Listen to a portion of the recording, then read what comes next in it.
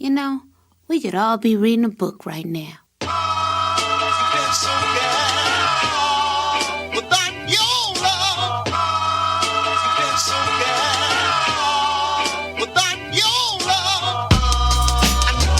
It's about the love change. Do it with some soul and a little love change. Yeah, it's about the love change. Do it with some soul and a little love change. You can't make a change unless you got the love change. Do it with some soul and a little love change. You can't make a change unless you got some love change.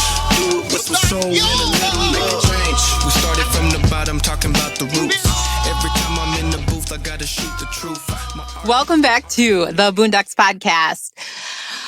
Last week, wow, we took off because a couple of our members were down and out. But this week, we're back and we're going to get into nigga moments. And you can't say it, all of you, N-word moments.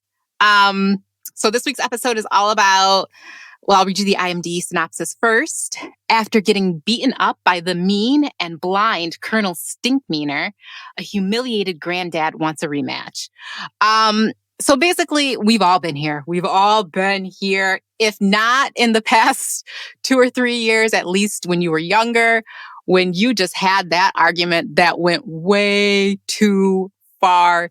Egos get into it. Pride gets into it. Vengeance gets into it. And it all could have just been resolved with an apology or just letting it go. And it is not exclusive to Negroes, okay? But true story. Yes. Very much so. Very much so. And I will have to say that I think a lot of people probably had those nigga moments in 2020. Yeah, there have been a lot of those. I don't know if you guys have noticed this, but like one of my friends even tweeted it today. There's just such a vibe in the air of tension on social media, in the people you're interacting with in your day to day of like. Well, let's talk about what's actually happening in the world right this moment as we're recording, because it might be a completely different world by the time this comes out, because every day this week something new has happened. So let's see what happened today. The president has declared that COVID's not a big deal and you should not worry about it because, you know, he survived with the best medicine that $750 could buy him. Right. And so that's the major one. There were a few celebrity deaths that really hit hard at this home. One of Dean's idols died today, Eddie Van Halen. Oh, yeah. Yeah. About that. So that's been a little tough for him. And, you know, I don't know if y'all know this, but one of my favorite childhood songs had the most intense guitar solo ever, and it was Eddie Van Halen, who did it for free in one take for Michael Jackson in Thriller. And I just love that fact. Like, Dean actually told me that fact, and it became, like, quickly one of my favorite things about it. I do remember. I have to do a correction. Oh, no. It's Beat It. Shit, it's Beat It. You're right. Beat It. Yes. Sorry. But I was obsessed with Michael Jackson when I was younger, so I remember all of those different... Yeah, that's pretty sad. Like, we've lost... and I didn't know that he, you know, battling that damn... Right. I didn't... Skin cancer, man. I did not know I either. am so sick of that word and that illness. Don't get me on my pedestal, yeah, no. you know, my soapbox. I was saying pedestal soapbox because I think that we totally have a cure for it. But it makes more sense, and people's pockets get a little more lined when people are sick and they don't release a cure for it. So I don't want to believe something like that, but I also have a friend who is just, as of yesterday, knows that they have Hodgkin's disease again, and it's their 5th time having cancer. Oh, my God. And this is somebody who was my sister's best friend who died of cancer almost exactly a year ago. So, like, I actually know 4 different people right now that within the last month have gotten a diagnosis, and that's just terrifying. So, Absolutely. It definitely... Oh, my gosh. Cancer reaches every household, for sure. Yeah. Yeah. My sister And I'm in this passed. camp. Yeah. Oh, no, go ahead. You sure? I'm in the same camp as you guys. Like, And if it doesn't exist, which I'm kind of with you, I believe it does. But if it doesn't exist, if we had less nigga moments in Congress and in politics, then it would certainly exist. How about that?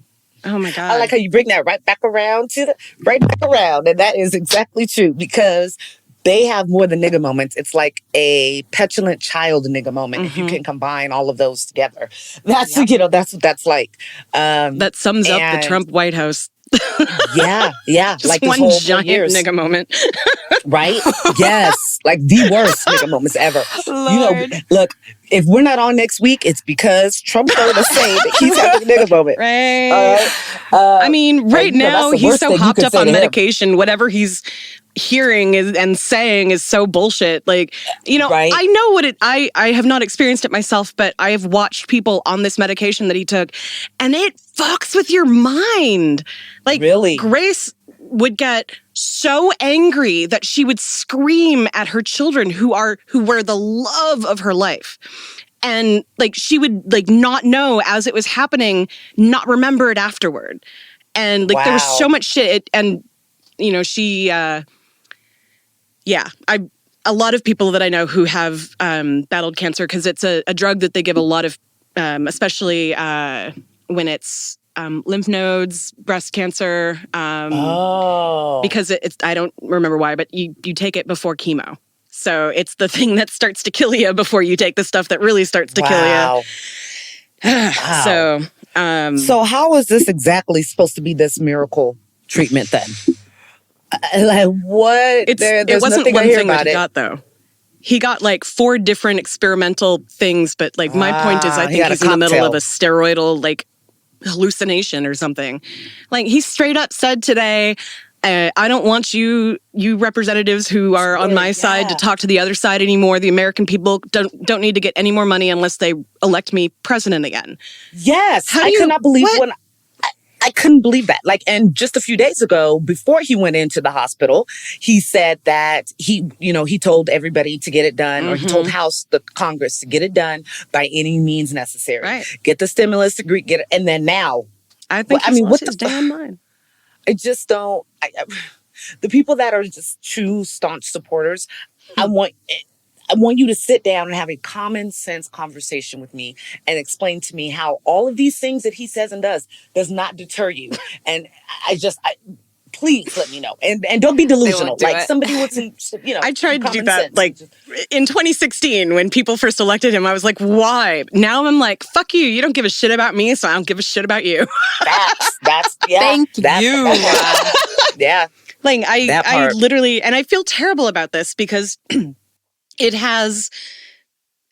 this presidency has caused a lot of rifts in my husband's family, especially between his daughter and his mother. So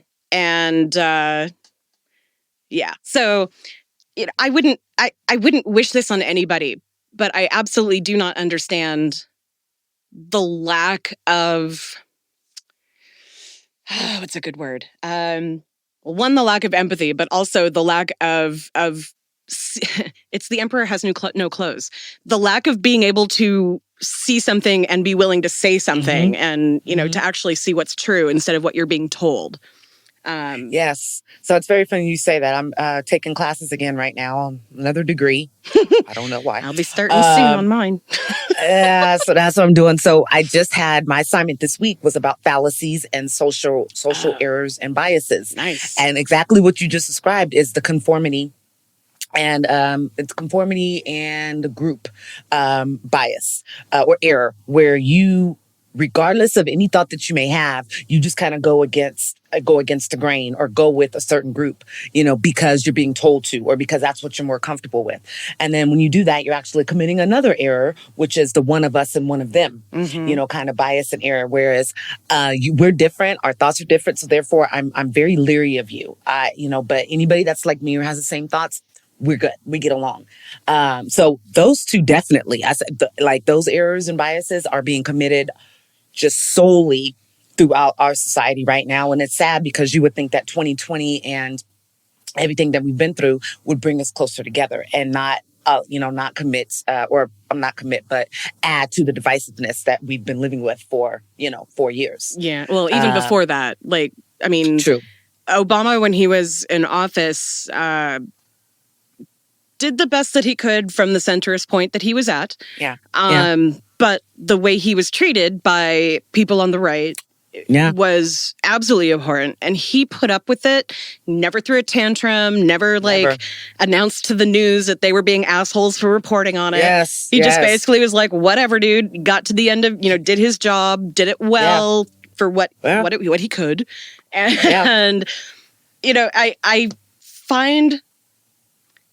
I find that the disparity that all of the shit that the right did back then, from fucking hanging him in effigy to having posters of Michelle Obama as a gorilla in a dress. And, just, God, there were so many ugly, ugly caricatures.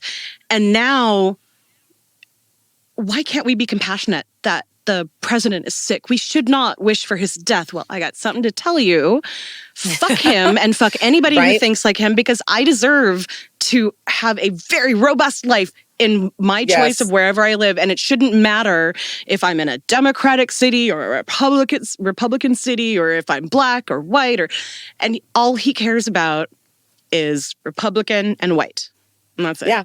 And that's it. And his bottom line, and his $735 in taxes, right? That is just bull right there. If that would have come out about Obama, they would have been trying to impeach him in a second. ASAP.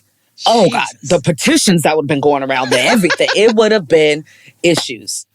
Obama never would have made it to the Oval Office if he had half the shit going on that Trump does with these baby mamas and these multiple kids and all this bullshit.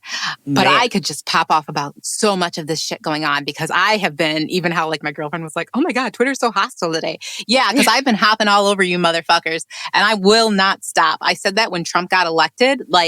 I know these people on Twitter don't know this. When I was on Facebook and I had family who voted for Trump, and plenty of friends, cut them all off. Done with you. All of you. Done.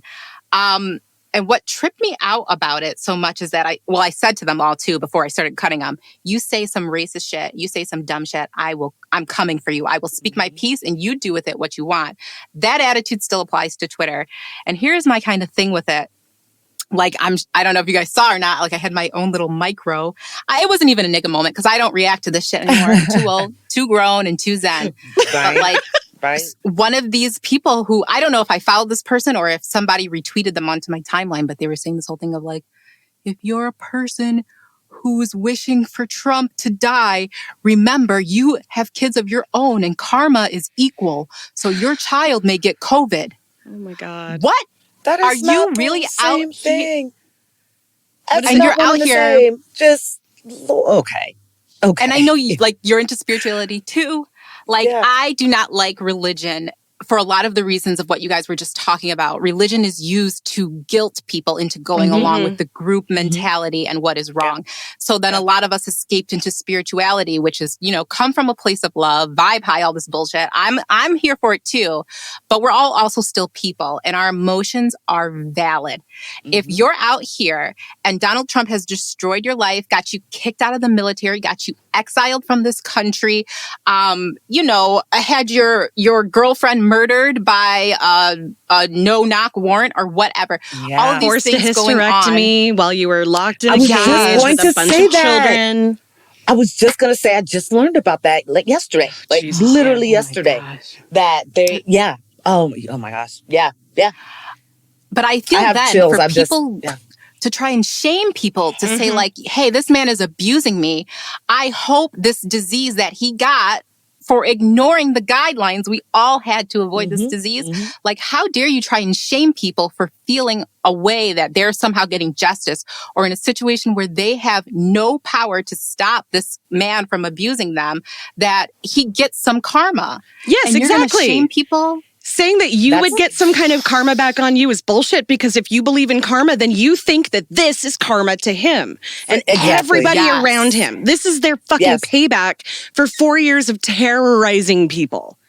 I mean, 18 people. And that's just what we know now. So far. Just wait another week or so. That's not even true. No. So there's actually a report out. If you count White House staffers and like press, 123 people. Shut up. Absolutely. The 18 are just the ones that are people at that CNN and MSNBC and whatever that they want to talk about because they have higher up positions. But people who work day in and day out in the White House and the press corps are getting sick too. Or they're being quarantined because they're probably going to get it. Yes. It's bananas to me. And somebody just, I was watching another show, a pod before we got on, and he was the guy's Jason Lee. I don't know if you guys know who he is, but he's more of like I'm gonna tell it to you. I'm gonna tell it to you how it is, kind of like gossip blogger in a way, celebrity blogger. Oh, okay. But he was talking about how there was a tweet in September that said, "Watch in October." Trump's going to get COVID and he's going to do this and he's going to do this. And it's going to be just in time, for the election, around the election. It was crazy because this person tweeted it like a month ago. Well, that's like beginning of September or something. The idea of an October surprise is it happens every election cycle. That something's going to come out that's either going to make somebody look way more favorable or make them look totally terrible, and they will win or lose the election on whatever that is. So predicting this was not hard. I mean, one of the things in the little bit of watching the news that I actually did today, I've been trying not to watch it as much as I used to, but in the little bit that I learned today, we pretty much can't say that he's done any of the things that the rest of us have to do. He doesn't wear a mask, especially around the White House. He doesn't, he's not getting daily COVID tests like he's been saying for months. There's speculation that it's been months since his last test, and that I absolutely believe. The fact that no one at all can say when his last test was just tells me right there that his last test was probably in May. Yeah. April. I mean, I think he had a touch of it and why he went to Walter Reed that last time. I really think, and this is just another time he's getting it because he's not healthy. Did you see the clip of when he was waiting for the helicopter to land and he could not breathe? Mm-hmm. You could visually see that he was gasping. It was, he's trying to stand there with this, brave face on it. He irritates me so bad. I cannot wait for November to get here. And I'm just praying. I wish that I had faith the country doesn't have the same message for us as they did 4 years ago. Yeah. I'm hoping that it's a much different message and that we can move on and, I don't like that people refer to Biden as the lesser of two evils. To be perfectly honest, I absolutely refer to him as the lesser of two evils because he is not at all anything that I would ever think to vote for if he wasn't running against Trump. He's antithetical to a lot of the things that I believe in. Yeah. But I'm going to vote for him because I feel like mine and other people's lives are at stake at this point. Yes. And that way, when you explain it that way, that completely understand. When people just go, no, he's old and he's this and he's that. And, he voted for what created three strikes or, the three strikes rule or law or, the stop and frisk and whatnot. Yeah, you're right. That was also 20, 30 years ago. Yeah. You can't tell me that somebody hasn't developed maybe a different point of view. I absolutely believe being under Obama, I think that he probably showed a little bit of that shit. And Obama was like, no, listen here, Joe. Now, this is what I absolutely believe that. I also think that this presidential race has opened up his eyes a lot. For sure. Some of the people that he's now working with are the people that I would have rather seen win the seat. So even though I don't believe that he has my best interests in heart, I do believe that he is trying, which is something that I have not been able to say about any president that we've ever had. Yeah. Nobody's matched up to, I think I was born a leftist and I just got even farther left as I got older. But, I absolutely believe that there can be growth. Yeah. I'm looking at my former, libertarian husband who's now almost as leftist as I am, because he learned about things like having empathy for people and seeing the world as a bigger place than just his small little circle. And that's how I feel like literally about kind of everybody right now. People are realizing both how small and how big their circles are. And I've seen a lot of people wake up, and I hope that it keeps going that way. And I don't necessarily believe that Biden will move us anywhere near what I would like, but he can at least get us back to where we were when it was starting to look positive. Yes. Yeah. So the only thing that I would, be mad about at this point is that he's still not for Medicare for all, despite all of this. And people are spending getting $100,000 bills for getting this disease. And it was said that, nobody would have to pay for it, but that's bullshit. It's happening. People are getting billed for it. But really? Mm-hmm. Yep. But anyway, that was a lot of talk about current events that but it was all great examples of nigga moments. Right, that's exactly what I was going to say. I've been thinking throughout, that's a nigga moment. That's a nigga moment. Yep. Yes, very much. Very much, girl. Yeah, for sure. But I know this, we just, I'm sure we'll be talking about it again. Believe me. We may refer back to just this one episode in talking about the current events. But of course, we are on, episode 5? 4. Granddad's fight. Yes, Granddad's fight. So what did you ladies think about this episode? Because I had parts that really annoyed me because some of the things that I really hate about, hate's a hard word. That's not right. Some of the things that I do not identify with in Black culture were kind of highlighted in this episode.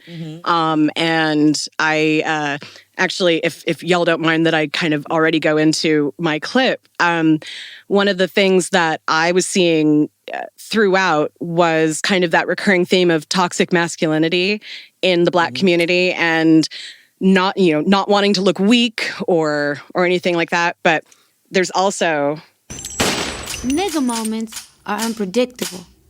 Hey, wait, man, wait. This is stupid. Hey, you right, dawg. Look, let's put the guns away and go on about our business. Freeze! But they all end up bad. If they had their own category, nigga moments would be the 3rd leading killer of Black men behind pork chops and FEMA. It's a fact. Now, joke aside, because I loved the joke at the end of that little bit, because FEMA. Right. That just reminds me of Kanye West. George Bush does not like Black people. I don't know why that just reminds me. Every time I hear it, that's what I hear. And yet, who is that person who said that quote friends with now? Anyway. That's sick. Like one of the things that in this episode, because that was near the beginning of the episode, and already you had that, I can't look weak. I need to fight. Oh, wait, let's not fight. Oh, no, it's too late. The fucking cops are coming, because nigga moments will almost always end in someone dying, because if the cops are called, let's be perfectly honest here. So, like, all of that is wrapped up together, like not wanting to appear weak, not wanting to have anyone think that you're, what was it that Tom said? No one's going to think you're a pansy pants or a fruity boy. Right. Nobody's going to think those things. No, but that's a really good point. Like I remember when I was growing up, one of the reasons I didn't want to hang out with the few Black kids that I did end up meeting was because there was a lot of that. A lot of, I have to look hard, I have to look tough. I can't possibly appear weak, and I will fight you if you think that, if you call me a fag, that's the worst thing, because then I'm not a man. And so like those things really turned me off. And unfortunately, because I knew so few Black people, that and the stereotypes that I was seeing in the media just worked together to kind of help some of that internalized racism become strong in me. So yeah, that was a theme kind of throughout for me. And also because of the climate we're in today, how apt it was and is still. Yeah.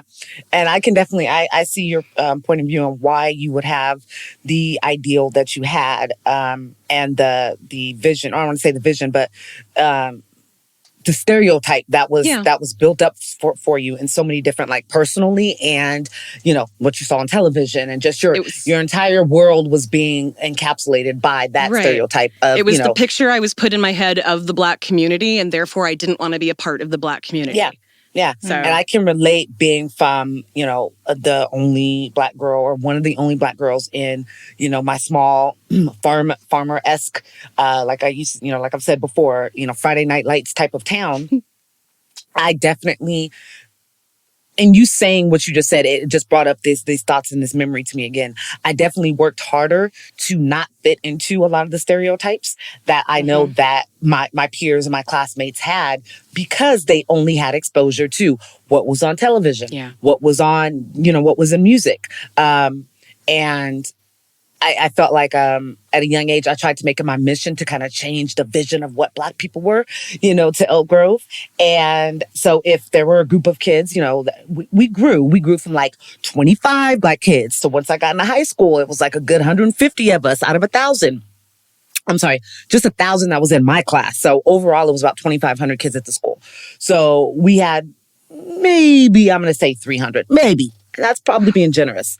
But out of that full amount, there was only a certain group that I hung out with, that I was familiar with. And those were the kids that had the same kind of, like, they were in sports, or they knew the other, the other kids that were non-melanated, that were popular.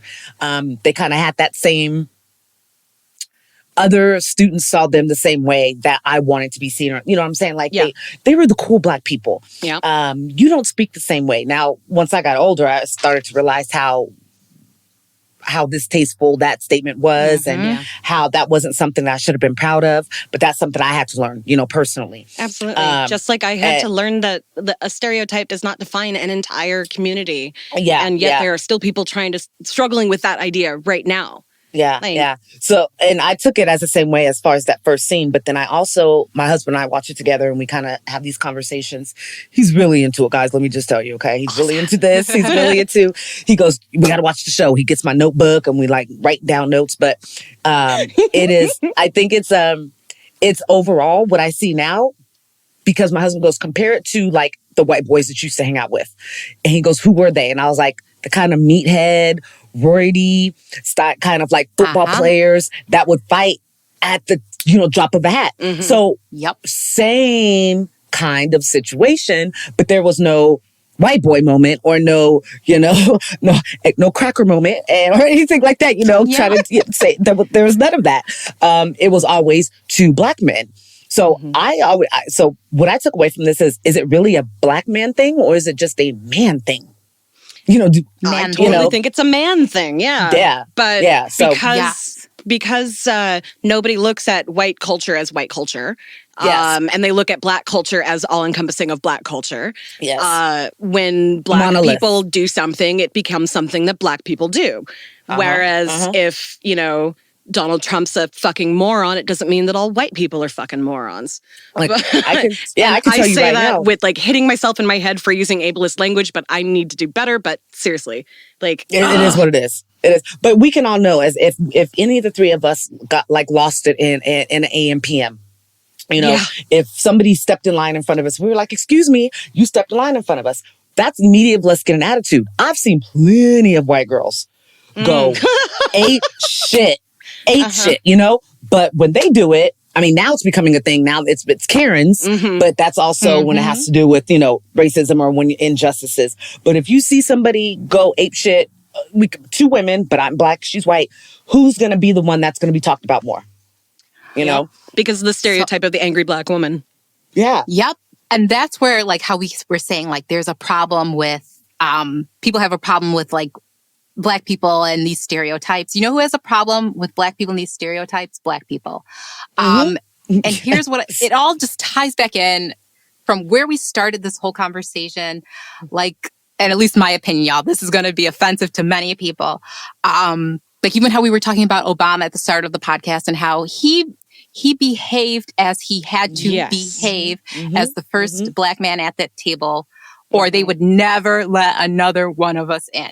Right. Ever. And you know how much you could hear the words in his head, like when he's like cussing out a motherfucker for being a fucking idiot. know. Like his Know last it. like couple of months when he started being like mic dropping shit, I was like, there he is. There's the black man. I said then I was like, Obama's sneaking Newports again. Obama is like he knows too many rappers and shit. Obama's getting some good weed. Obama at that last point, he was so done. He was so like, I'm so tired of doing this. You know what I'm saying? But that's why I respected him even more, is because you could tell that he was behaving himself for the white people. Let's go back to the first episode. But he was doing that, but he was doing it for the better and the empowerment and the betterment of not just black people, but the country.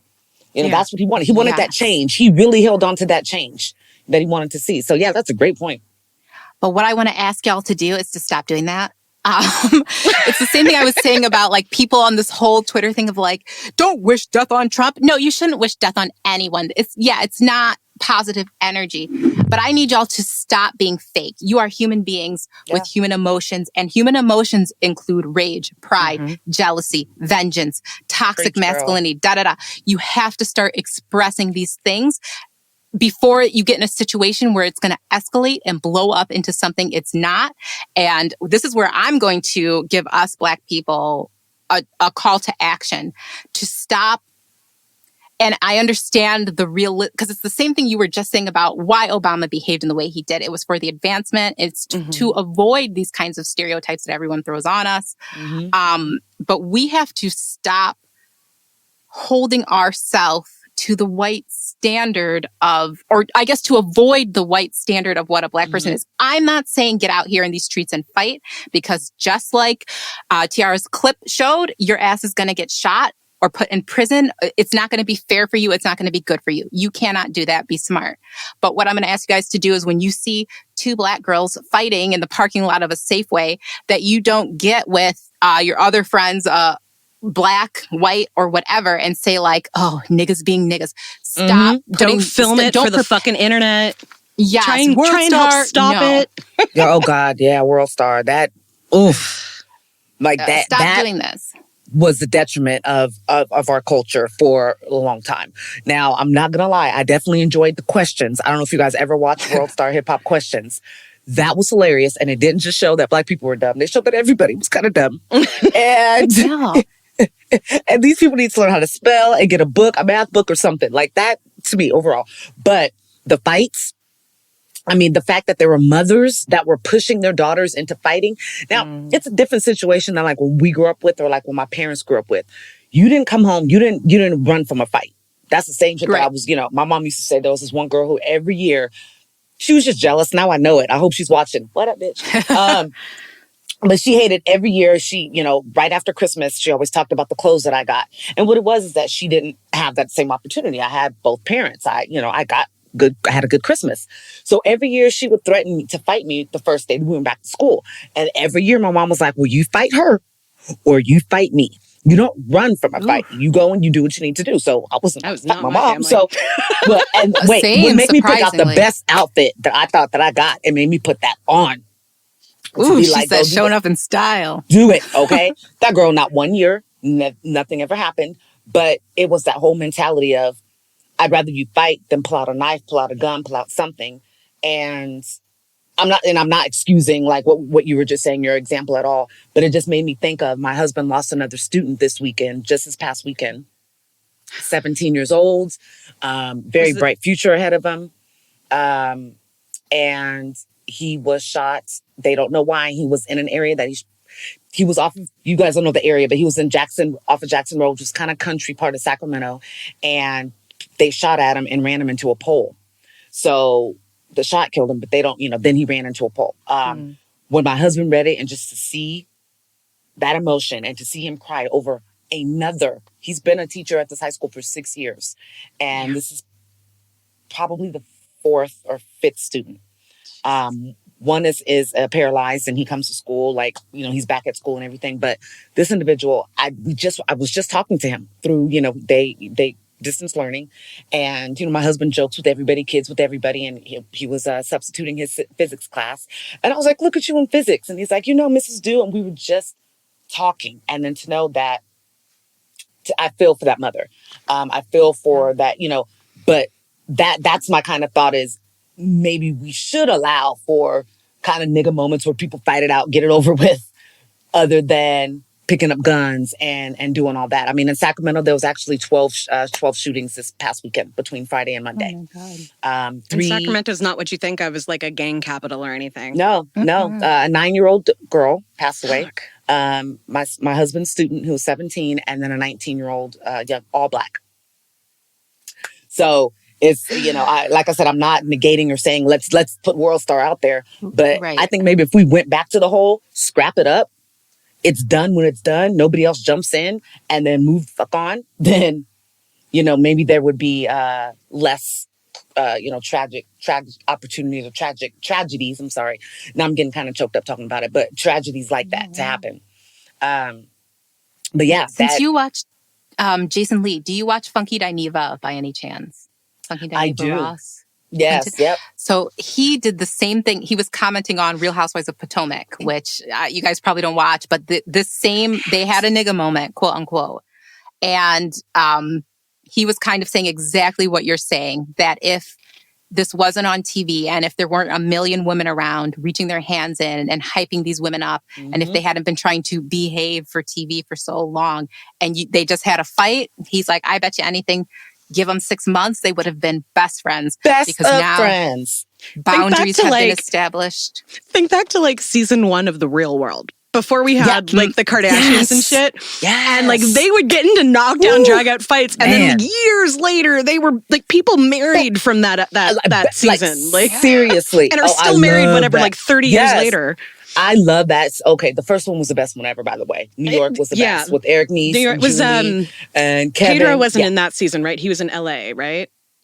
For anybody who might have watched this, like that was the one for the first time that somebody with AIDS was on television. Yes, that was San Francisco. Yes, yeah. Yes.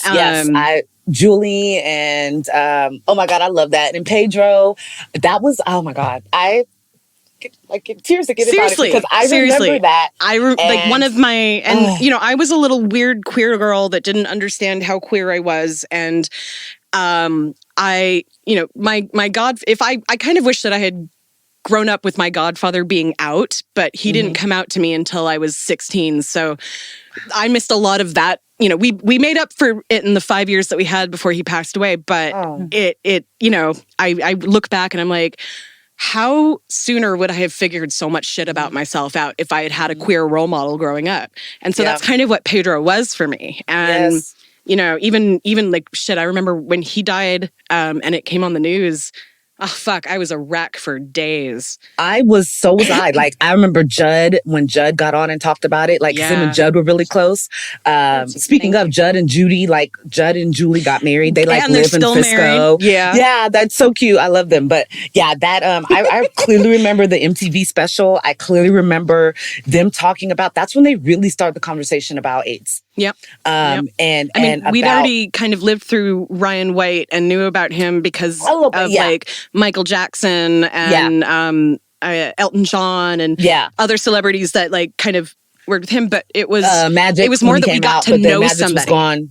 Magic was gone all quick, but yeah, it was. I think because it was our age group, and and it was really getting to know somebody as a person, and not just He was so great. Like, oh my God, like I remember his. Oh God, I could totally watch that. That's what MTV needs to put back on. Put back on reruns. Reruns. Real World. It got shit after like year 4 or 5. Oh my gosh, it got so bad. I mean, it's like I think it's like season 37 or something right now if they put it back on.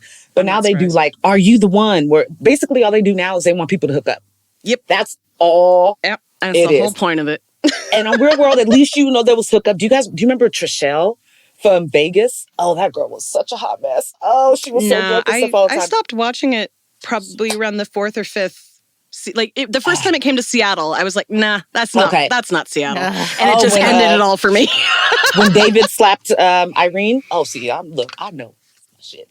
And I know exactly. Well, actually, it's not there anymore because the pier that was just off of it just fell into the Puget Sound recently. Shut up. But it used to be the place where they had built that loft was right by the aquarium in downtown Seattle. Oh my gosh. I can't remember the second time they came to Seattle. God, they were shunned like everywhere public. Like there were signs up everywhere that was like "fuck off, real world," and I remember like, they don't nobody like would let anybody record inside. That's probably the reason why they started going to like Mexico or like when they went to Paris, because I think that a lot of cities here were like, nah. Don't need that kind of drama and attention. Yeah. Yeah. When they went to Hawaii though, but Real World was good. That was some good TV back in the day. It's funny how using nigga moments as a euphemism for stupid, idiotic shit that people do to each other, like the Real World and was really kind of the start of that becoming, I mean, there were nigga moments from the dawn of time. Yeah. But I mean, where it became cultural almost. Because it took like the worst parts of, the first couple of seasons, it really was trying to like show off what real people were like. And then it became all about the fighting, the sex, the drug abuse, and whatever else whatever drama they could pack in. They typecasted people. So once you started realizing that they typecasted people, and when you're typecasted, that means you're here for this story. Like this is your piece in this story. So when they, Tammy, for example, I think Tammy was probably the first typecasted individual, as far as, a young Black woman who wanted to sing and dance and she couldn't speak properly. Tammy was the first one that I think they put into that role. Then they started putting people, the angry Black guy or, the Black guy who didn't want to seem angry. So he really messed with only white girls. But that's because he really didn't want to deal with the fact that, the Black side of him. And then somebody said something racist and then all of a sudden he realized he was Black and then it was an issue. Like they completely fabricated. They really set up what reality TV is now. I don't care what anybody says, but like The Bachelor and all that shit, you guys just give your homage, pay your homage to the Real World because that's where you got it from. Yeah. And I'm going to follow up with you on that whole point about like Real Housewives and stuff. Real Housewives, there's like 2 Black franchises in that whole series, maybe 4 if you count like spinoff series. And the rest of these women are white. And on these white franchise series, fighting. They fight each other. The Persian one, Shaws of Sunset, fighting each other. Oh, no. Please don't let them have a couple hits of tequila on Shaws. I don't even want to. Oh, it goes. Right. Oh, it's good. That's a good one too. Oh, it's one of my favorites. I'm so mad. Like I love Reza. I love MJ, and I'm just like, why aren't you guys? I love them. Yeah. They'll come back. They'll be friends again. They have to. And they do it for the TV. Yes, Andy's gonna sit them down and go, you guys are friends this season. Now, you two aren't. Because that's, you tell it. I mean, look, I love Real Housewives of Orange County. They're the OGs. Love them.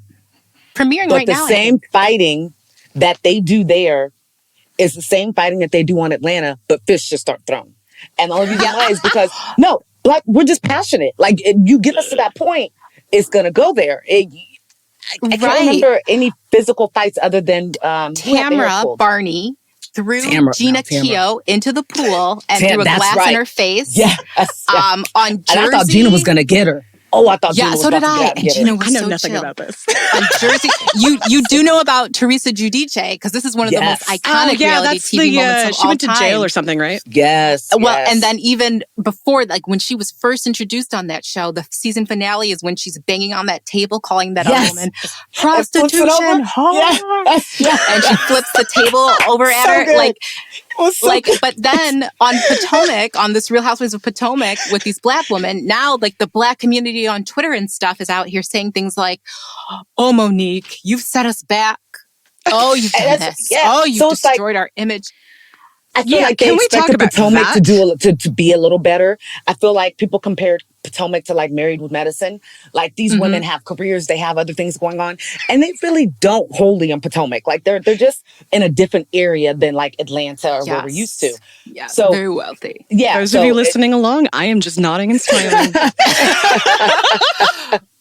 I have no idea. Like you said, we can talk about this whole image thing though, because one of the castmates is trying to get the woman Monique who threw hands.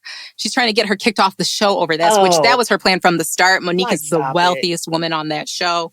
So she's trying to put this burden on her of like, you've soiled us. You've ruined our image. You've given into the Black stereotypes. And now I don't want to be around you. She bought a security guard to meet with her and all this stuff. So we can talk about that. Because when Yes. She's doing And when I extra say for TV. stop doing this to other Black people, stop supporting these stereotypes, that's what I'm talking about. Yeah. We're not doing Yeah. this anymore because this is a people thing. This is not a Black people thing. And I like that, girl, because it's absolutely true. I think that's one of the reasons why I like the Boondocks so much. Like, I literally look at Huey and Riley as when I was growing up, as kind of what I envisioned of the Black community. Riley being a little asshole who will like instigate and cheer on the fights and like collect money and shit. And Huey being like, can we just not? Can we like be intellectual and, you know, be interested in things that have nothing to do with like the downfall of our people? That's an awesome point. That's an awesome point of view. I don't think I've ever looked at it like that. Like, they both represent, I think, kind of both sides, and we're, you know, our spectrum of who we are just, it's wider than that. But overall, you do have those that are on this side, that are on the Riley side. And then you have those of us that, you know, that are on the Huey side. And we're just, and a little bit crosses over. Because look at Huey, you know, you mess with his grandfather, you mess with his life, you mess with his family, then that side's coming out. And that's very, that's very true, I think, of most Black people. Don't mess with mine. I can, but don't mess with mine, you know. Yep. I could not have talked to that person in years, but you start owning his problems. And yeah, I love that. I'd never thought about that. That is very, very true and indicative of who we are, I think, as a community. Mm-hmm. It actually made me, like, I wrote down a few things. Specifically, what I wrote down there was Riley celebrates the worst of Black culture, watching the fights break out and like with the chair, wanting that to happen and all of that. Whereas Huey wants Black people to be better. Like, he knows that they can do better. And like, I remember when we first started doing this, I said that I felt like I had been Jasmine when I grew up or when I was a child and grew up to be like more like Huey. I think the only difference really would be Huey will just, you know, walk away and just be like, you know, but he'll just move on and everything's okay the next. Like, I hold a fucking grudge. So I'm petty Patty, but I realize that takes more energy. It does. Than to let it go. So, but don't get me wrong, because like I said, I'm an Aries, true through and through. So that side will be with me. And then the more rational side, probably the Taurus husband over here, is probably the one that gets me to realize, like, is it really that serious though? Like, they're not going to change. And if they do, you're probably not going to be the one that you know, promotes that change. Like, it will happen, but it may not happen right away. I've gotten that a lot. Also in Aries. But I'm going to need y'all to stop. You don't have to fist fight them. You don't have to be like Granddad. But I'm going to need you to start speaking up. I'm going to need you to start calling people out on their bullshit so we don't end up where we are right now.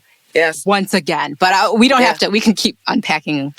But I mean, it's the biggest reason why we're doing this podcast. Like, yes, there you go. The three of us have Huey's point of view that Black people can be better. But it doesn't necessarily mean that the other part is inherently negative. I think that there could be a lot of good that comes out of some of the negative stereotypes if they're kind of recast in a different way. But I think the biggest thing that I see is, you know, Riley would laugh at misfortune. You know, when Granddad got his ass beat and, you know, like, it was hilarious and he had to rank on him until Granddad was just beaten down. And, like, don't do that. Like, make fun of your friends, make fun of your family, but do not make that man cry. Come on. Yeah. And I think and that to me said a couple of different things. One, it's like, we as Black people, we definitely can see and like make a bad situation and try to make jokes out of it. That's where like snapping comes from, and, you know, and playing the dozens and stuff like that. Yeah. But everyone's in on it and that. Yeah. Everyone's like, it's what's the damn word we use all the time? Everyone has agreed that consented. Thank you. Everyone has consented to that situation. Yes. Whereas with Granddad, he was hurt. He was angry, and that's what I'm saying. And then the other side where maybe it gets taken too far. Yeah. But my thing is, y'all, tease your granddads. You do have to do it. Now, don't bully people, please. And like you said, buy-in is important. Like, I'm big on come from a place of love. Come from a place of love. Y'all, I'm the youngest of 4. My ass got teased my entire life. But I feel like taking it from my siblings is why I can now go into these corporate spaces where I'm being mistreated and having people talk to me crazy and just totally keep my cool. because Please tell my 9-year-old that, please. Because he's the youngest and he just does not get it. He's so sensitive. But yeah, no. Yeah, he's builds gonna up have character to, and strength. And I think it will be like people who are really sensitive. That's part of your growth journey. Typically, is boundary establishment and also learning to be so confident in who and what you are that these outsiders cannot shake you. It is essential, and I think though your safe kind of family unit is where a lot of that growth happens. I'm not saying abuse your kids. I'm not saying, make fun of them and just be cruel, which siblings can be. I experienced that. But I don't know. I want people to start being honest about their negative emotions because you are a human. You have negative emotions. Start owning them. Don't go beat someone's ass, please. I'm not saying that. But I'm saying own your shit, process it. And that's how you get better. I always tell my kids, your wit hurts more than anything else. And so the kids or whatever that tease you and say this and that, all you got to do is just use your wisdom because then there's nothing that they can use to fight against that unless they get physical. Now it gets to that point, that's a different situation. But 9 times out of 10, it's not going to because you're going to, make them so flabbergasted and so flustered by the fact that you're using your wit against, their malice. So same kind of thing. Like we have to be able to know how to communicate what we feel. And if we don't know how to communicate it in a way that's not like, the people that they always get, the only black people they ever seem to find when they do newscasts, the only black witnesses they can find. Anyone seen the Leprechaun say yeah. Right. I think it's like that when you look at the, oh God, it's a future episode where he's like, oh, there's black people, so let's start filming. Something's going to happen. Like that's... we haven't gotten to that yet, but when you talk about like the black people that get interviewed by the news, they're not looking for the most articulate and well-dressed and well put together. Like they are looking for the hot mess, and they're looking for someone who's going to accidentally swear so they can be like, "Oh, oops." Exactly. So aggressive. And they are who they are. Don't let me preface that by saying they are who they are, but being that that's what people expect out of communication with us, the fact that you can come and you can say something in a way that will confuse them, and allow them to maybe open up their ears and actually hear you, then that's something that we should kind of work on, But there's a space for everything. Twitter, I'm not saying be politically correct and being grammatically correct. I mean, let's try to be grammatically correct.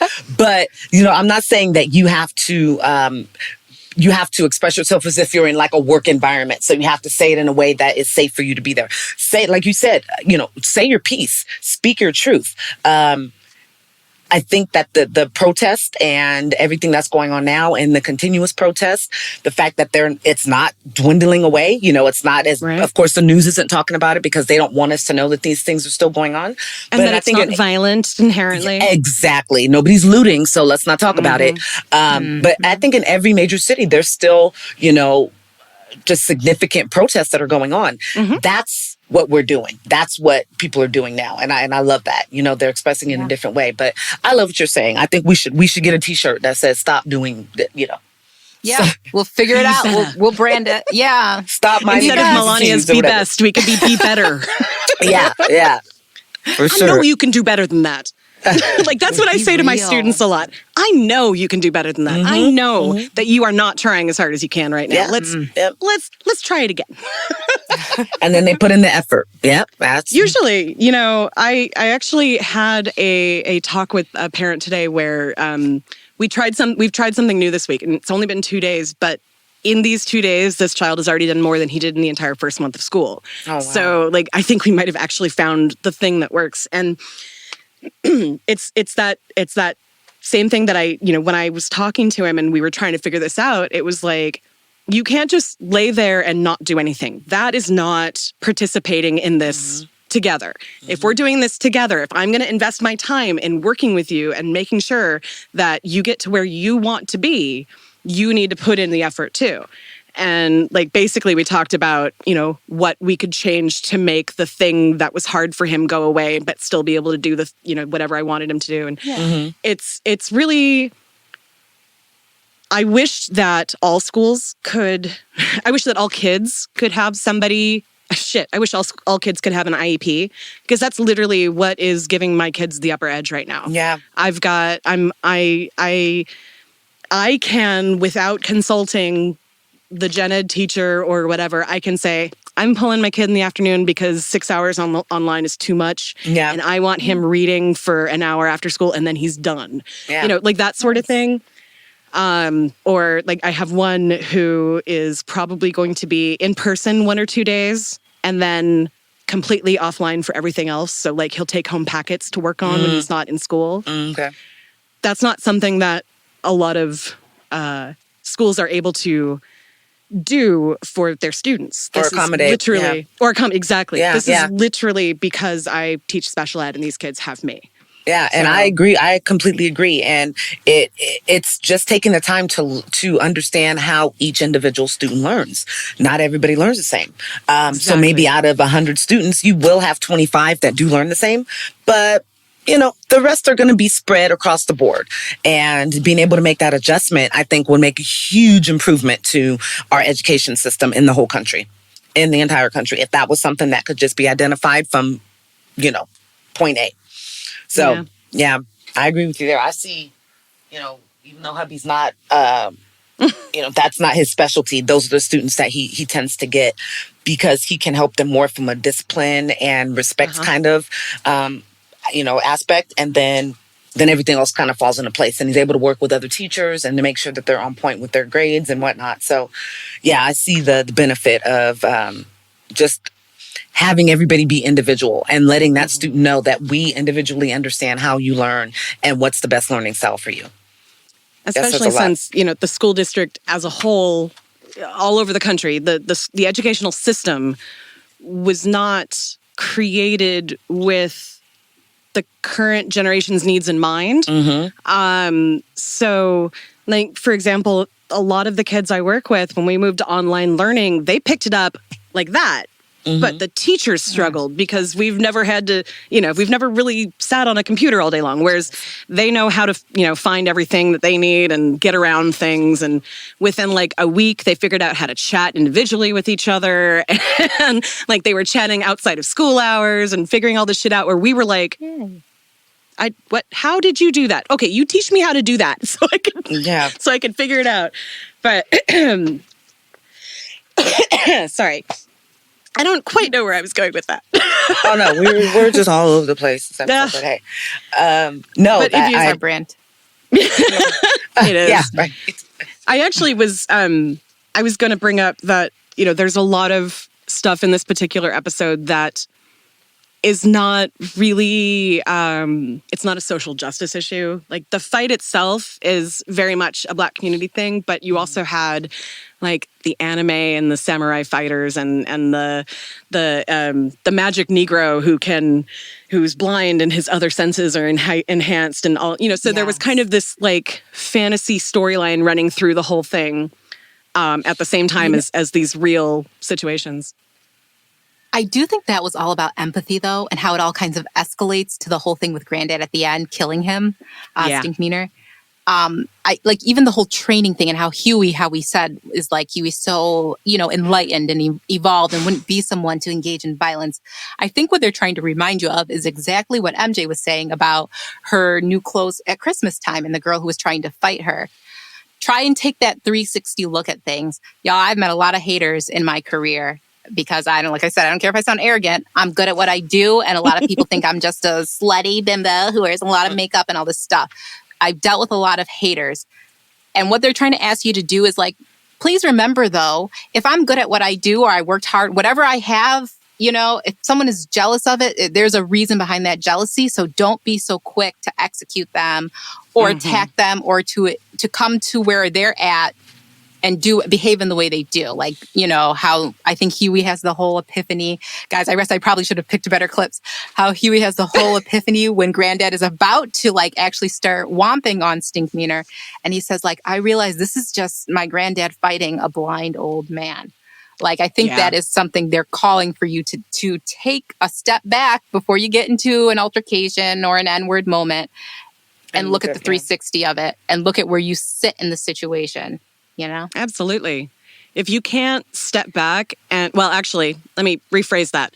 Because again, it's something that I have in my classroom. I have a poster that says, you are entitled to have any feeling that you have. Every feeling is okay. Well, I'm paraphrasing because I can't think of the exact wording.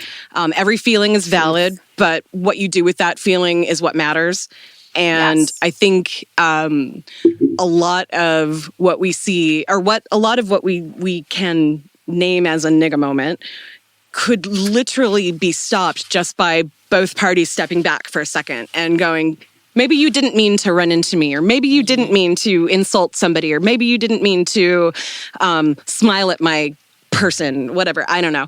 But it's so often something so small and ridiculous that really it's not that one thing. There's so much more to it.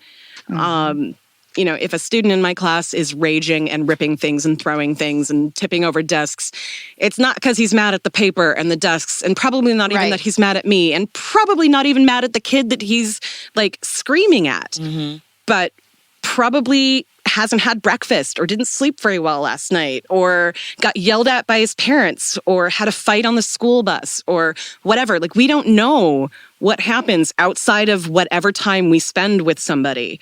We don't know what's going on in their life. And a lot of people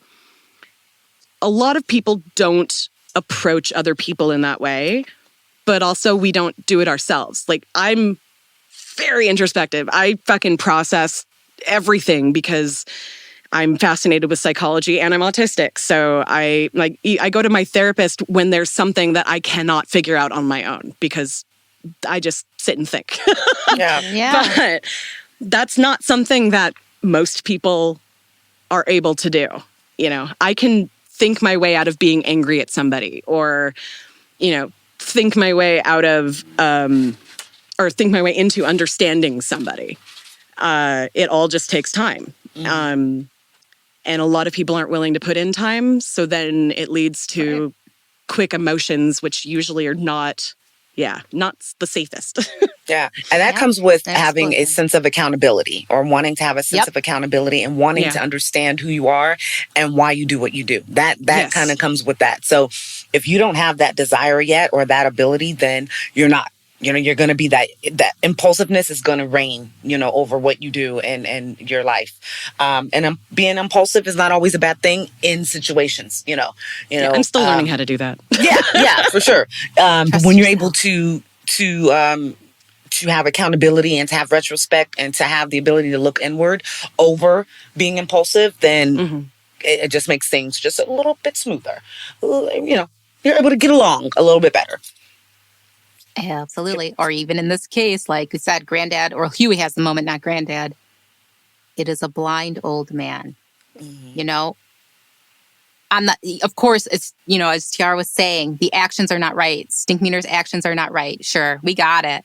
But you take that moment, look at the whole picture. Am I really about to beat up a blind old man? Am I going to let this person take me out of it's not a higher status, but like take me out of my normal behaviors? Nah, dude, y'all, you can't do that. You drop it, and you move on. If you take that one little moment. Like, I always like to hear the girls on like Bad Girls Club or somebody say like that, you're taking me out of my character. So it's kind of like that. You're allowing somebody to. That's actually a really good way to put it. Out of my character. Yeah, so that kind of, you're allowing somebody to really break you down so much that you lose all sense of sensibility about yourself. Which is what they want. Which is what they want. I see you as here. I see me as here. Fight me. Yes, exactly. Stinkmeaner wasn't going around trying to be friends with people. He was looking for a fight. He was going to berate whoever was there into a fight. But it was up to Granddad to walk away. And he didn't. And instead met him over and over again. And eventually one of them ended up dead. I mean, it got so like just...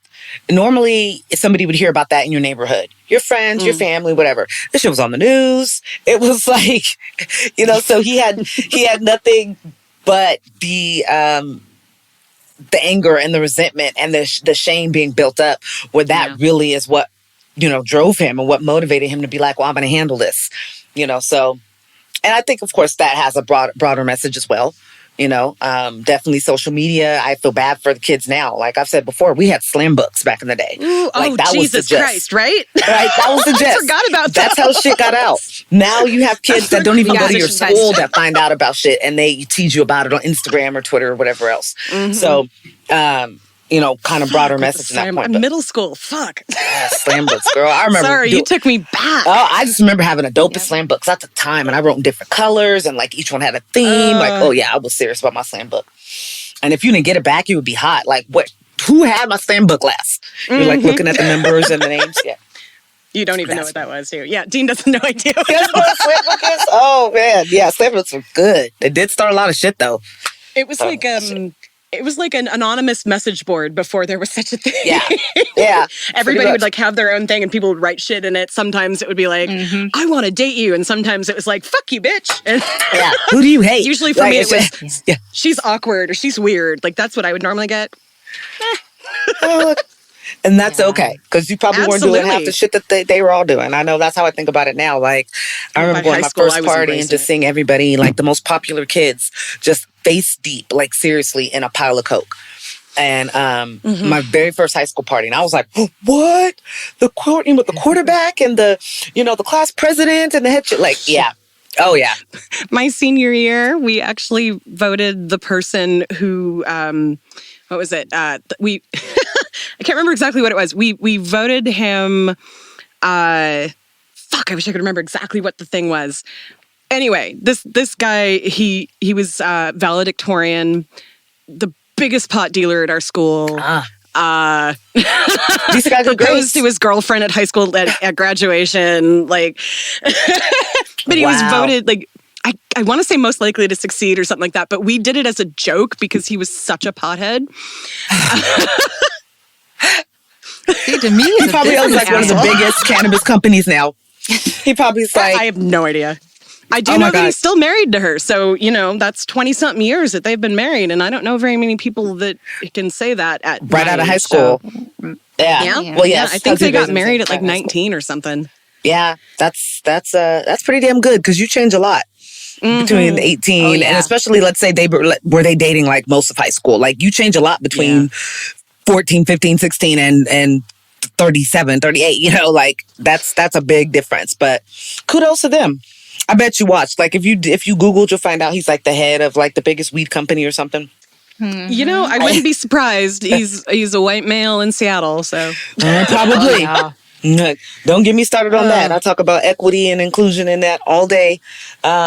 That's to prevent us from talking about all these things all day, we should probably wrap it up. Is there anything else from this episode in particular that you wanted to touch on? No, I think the overall sentiment. Yeah, because it wasn't. Even though we didn't really go through the other clips, but I don't. Did you have anything? I feel like we've discussed the other clips without playing them, like the private nigga moment versus public nigga moment. We've discussed these things.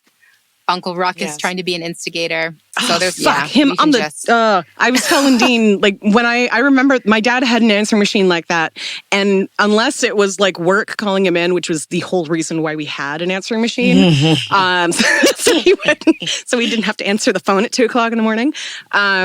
But if somebody would start talking and he was like, I don't want to fucking hear from him, he would literally walk over, pick up the phone and hang it back up. And I was like, why the fuck ain't Granddad doing that? I know he can. That's an old-fashioned... Sat there and listened to it. Yeah.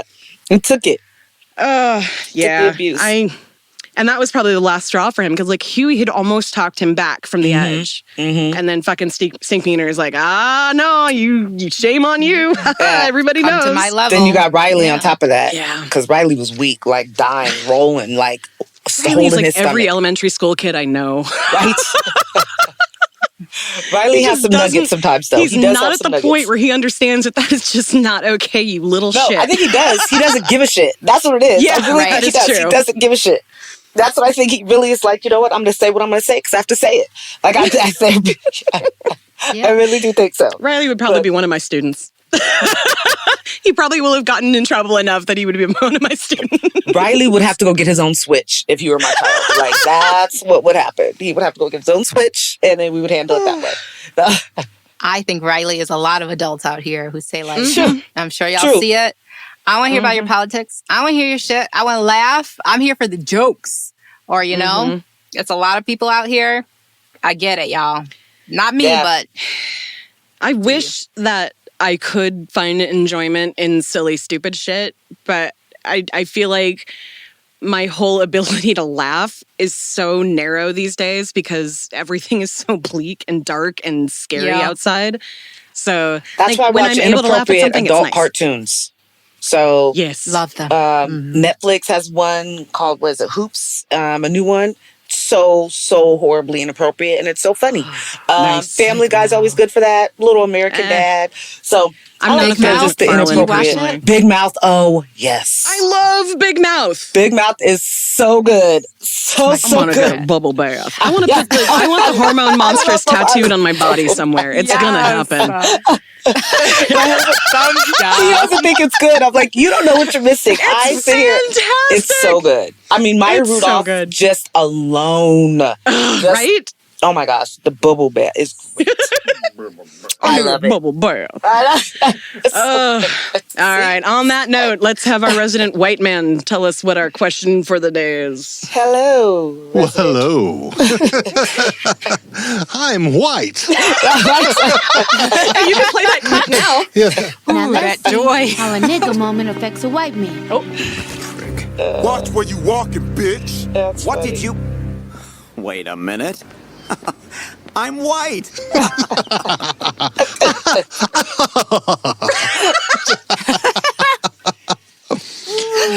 was funny. That was a good one. That was good. You should have that every time. I mean, like you guys were talking about, I think Riley and Huey are like the yin and yang. That's it. They're the yin and yang of what it is. So, Yeah. I mean, I totally believe it. Today's white people question actually comes from Bree Newsom Bass. Now, if you know who that is the lady who climbed up the flagpole in South Carolina and took down the Confederate flag right after Charlottesville. So, so her Twitter feed is, full of very much a lot of activist stuff. And she also puts out white people questions on her feed. And this one I've procured from her feed, which is, how can someone be racist if they parented black or mixed race children? Mom, I promise you this was not directed at you. I love you very much. I know you listen to this and you tell all your friends to listen to this. So I'm actually going to back out of this one just a little because I'm pretty sure you guys can handle it. I mean, I would just say, please see last week's white people question. Like I said, I can be Lynxi K, full on black girl, raised in the hood, and be racist as fuck against other black people. You can be gay and be a homophobe. Like, this stuff is not, your race does not, it's not a cure for your biases or makes you any It doesn't more automatically. open-minded. Yeah. Yeah. Yeah, no, I definitely agree. I think that if you go into it, okay, so let's just say it's a stepchild. Let's just say it's, natural child or whatnot. Who you fall in love with doesn't have anything to do with how you raise that child. That may come from that love, that partnership. Because that love, that partnership that you had at maybe, let's say 20, maybe that shit doesn't work out by the time that you're 25. And so you're not very well prepared to then take on everything that comes along with being of black or person of color, let's just say. That doesn't make you prepared for that, and that doesn't make you absolved to the different stereotypes and the different biases and things that people that are non-melanated have. I'm not going to say it's innate, but I think it's very much it's implemented and it's very deep in your culture, if you can't say there is a culture, your culture and what you're taught. So it's very easy to do so and I'm not saying it's something that can be done consciously. I will believe that more often than not, because that is your child or that is your stepchild and you've taken that position to raise them. I'm going to say more often than not, you love them and it's not something that's done purposely. but is done subconsciously. And the fact that somebody would have that question lets me know that there probably are some subconscious things that are done and some, remarks that are said that you don't realize are detrimental and that are racist to that child. So same way, like Lynxi said, revert back to last week, some way that you can have friends and have people over and, have your child call Uncle Tyrone uncle doesn't necessarily make you once again absolved from utilizing, the power that a group has over another minority group. So and I think you're bringing up a really key point that a lot of people lose in all of these conversations, because so many people get offended when you say that's racist, or what you did was racist. Oh my God, I have a black child. How dare you say that? You can have racist behaviors, just like I'm sure I do, and say things that are prejudiced or racist.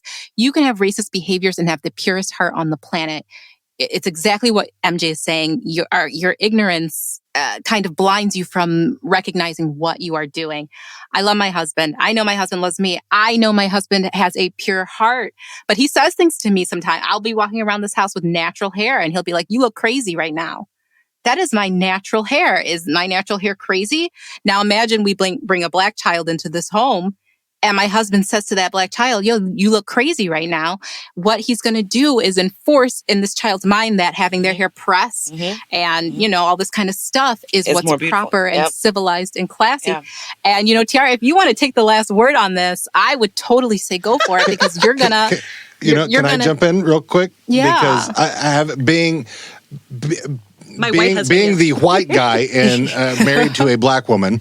I know I'm positive. I don't know if you've ever called me out on it. Probably not. But I'm sure I've said some shit. I have no doubt. And I've called you on stuff. It's a lot of how you've learned. I know, and that's what it is. And and for you white folks listening, yes, you're racist. You've done it. I've done it. I will continue to do it. We will all continue to do it. The thing is, what do you do with it? Mm-hmm. You fucking wake up. You learn from it. You move on. You do right. You just don't dwell in it. I think that's what it is. So, that's what I've learned from my own, kind of, and it's not the parenting thing, it's the spousing thing. Yeah. So In this particular, yeah. So, right. So, yeah, that's... Yeah, because when I met you, I was still referring to myself as the whitest black girl you'd ever made. Yeah. So, I definitely held a lot of stuff and I grew out of that and brought him along with me, is basically what that was. But I think the one thing... well, thank you. So I mentioned that my mom is white, and I do want to say, before I say anything else, that I feel like I got the best potential mom I could with the dad that I had. I will not invite my dad to listen to this. If he finds it on his own, cool. But a lot of my internalized racism came from him and his side of the family. I remember I always, I had big hair all the time, and I didn't think of it as a big deal until my dad started thinking it was a big deal. And his mom was the one that relaxed my hair for the first time. And, I have a lot of stories about hair was a big thing.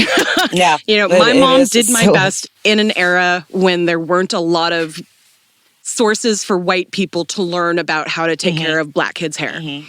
And, my mom was fiercely protective of me. She grew up somewhere that did not have the same level of open racism. She grew up in Canada, in BC, in Canada. And a lot of the times, she'll tell me that she didn't even really recognize it until she was walking around with me and would get reactions from that. But in this instance, in the 70s and 80s, there weren't a lot of options for them. In 2020, there are 1,000 different YouTube videos every single day of some dad learning how to do his kid's hair, or some mom learning how to help her child embrace their culture from their other parent or from their birth parents if they're adopted. And there's no excuse at this point, no excuse whatsoever for the image negativity that is pushed on Black children by our parents, unwittingly. And it kind of goes back to, I can't remember what, I'm hoping it was in this podcast and not in the other podcast, but Ibrahim X. Kenzie's book, where How to Be an Anti-Racist, he talks about there is no racist and not racist. There's only racist and anti-racist. And being not racist still benefits from racist things, racist structures in our community, in schools, in the government. Being anti-racist is actively working against racism. So you are either benefiting from racism or actively working against it. And I think, parents 20 years ago, 30 years ago, 40 years ago in my case, they did their best for what they had at the time, especially, my poor mom, who didn't know very many Black people and basically did her absolute best with a very strange child and a not helpful partner. But if, say, Dean and I had decided to have a natural child, or tried to have a natural child, I should say, we would have had access to so much more information on, how to, from a young age, embrace the differences instead of having them be this negative thing. Yeah. And I think that's really the biggest thing. Parents are the biggest purveyors of anxiety and insecurities in children, whether they know it or not. And if you are being actively anti-racist with your child, they are going to grow up understanding that their differences are just as great as everyone else's. And that should be the end of it. So that's what I got to say. Very well said. Well said. Yeah. I actually didn't write anything down for this one. So usually I write stuff down so I can say specific things. But this one I was like, fuck. Yeah. Okay. Good. Yeah, let's off do the it. dome. That was straight off the dome. Like a freestyle. It was good. It was perfect. Yes. Absolutely perfect. Yeah, and I think that kind of wrapped, wraps all of, our sentiments up in a nice little bow, and answering that question. So you white people, I hope you got it. Yeah, you white people. There are so many things out there, so many ways for you to learn from people who have already put in the labor that, literally, if nothing else, pick up So You Want to Talk About Race by Ijeoma Ola. I'm so afraid of saying people's names wrong now. I want to respect their names. How to Be an Anti-Racist.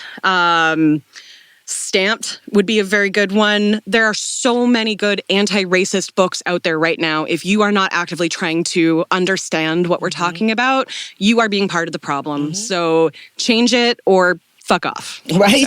I like that. That's for sure right there. Change it or fuck off. Nothing else to say. Nothing else to say. Best closing. Awesome closing. Real quick. I know I shared this with all of you. Dennis Guggen is still working on those awesome fucking pop vinyls. He's got Tom done. He's got Riley basically done. He posted a couple pictures, I think, today. I put them out there on the Twitter, so check them out. I mean, fuck, Dennis is kicking ass. So the Riley is so cool. That's awesome. Eyebrows. So I just wanted to give him a shout out. Real quick. Absolutely. Shout out. We need the pew. We need that. Yes. All right. On that note, I hope everybody has a fantastic week, and don't let the fucking man get you down. Right? Don't take this the wrong way, but I need you to get the hell up out of here.